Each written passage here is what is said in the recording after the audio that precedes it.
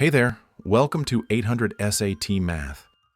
In this video, we are going to discuss a quick tip about nonlinear functions questions, specifically exponential functions, in the SAT Math test.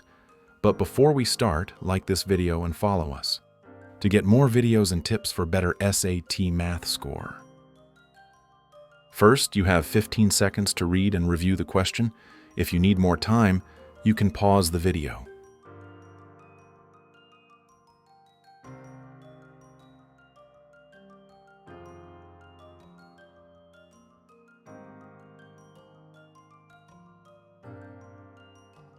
To start with this question, I need you to look at what region of the xy plane the question is asking, since the question is asking for the minimal value where x is greater than or equal to 0.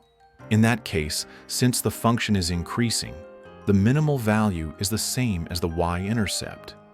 Since both functions are increasing, then we are going to check which function has the y-intercept as a constant coefficient. Since this is the minimal value, you need to verify the y-intercept if it is seen as a coefficient in both function g and function h.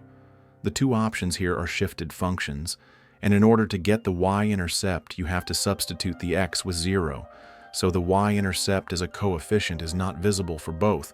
The correct answer is D. You can check our older videos for more SAT math questions.